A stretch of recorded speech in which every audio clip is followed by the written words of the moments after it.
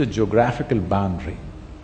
It is an idea that we must infuse into people's minds. It must burn as a pride in people's hearts. Then only there is a nation. If you just draw a pencil line on the map, it doesn't become a nation. So to build pride, there has to be history. No nation has as much history as we have, but our children, when you were studying in school, you studied nothing to be proud of. If you just look at it, recently I was talking to the education minister in Tamil Nadu. For example, everybody knows about Cambodia, Angkor Thom and Angkor Wat. These temples are the engineering marvels, even by today's standards, most incredible things that human beings can create.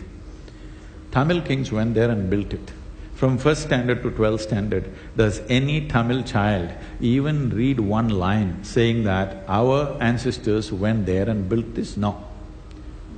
We only study how people came and conquered us, raped us, looted us, and this is what we study.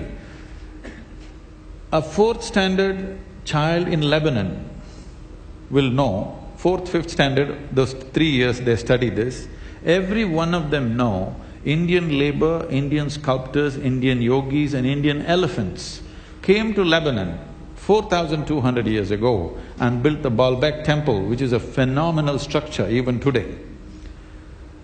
Every child in Lebanon knows it to a point. There are thousands of people in Lebanon who take their first name as Hind. Here we shout Jai Hind, there's no one Hind here, but in Lebanon there are thousands of people named Hind because they feel these people from somewhere came and built this temple, and even today there are thousands of people by that name.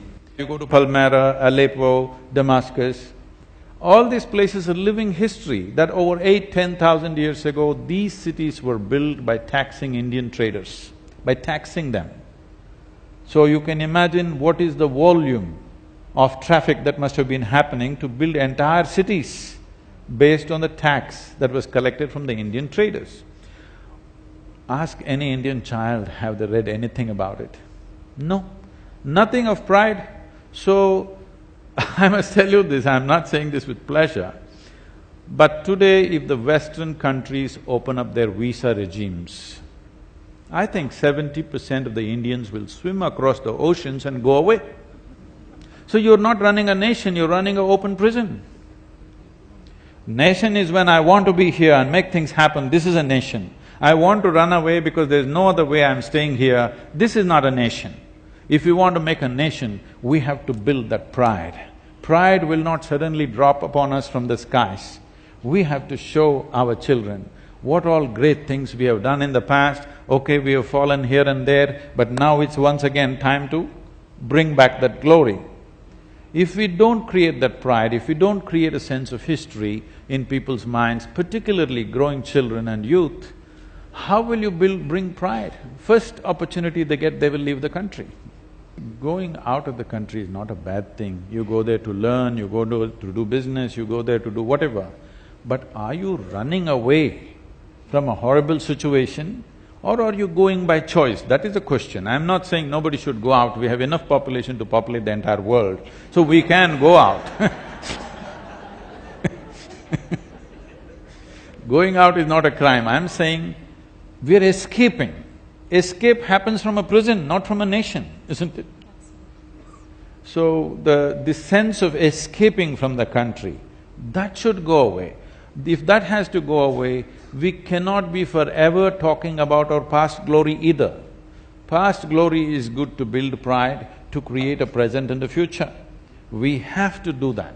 Right now, India as a nation is in a position of advantage only because of the demographic dividend we have. In everything else, we're way behind most nations, let's understand this. We are. But we have a demographic dividend that we have the maximum number of youth. But if we do not cash in on this in the next 15 to 20 years, once again it'll be a slide down. It may take another 50 years or 100 years before we get that opportunity once again. So right now, in the next 10 to 15 years, what we do matters for you and the future generations of this land.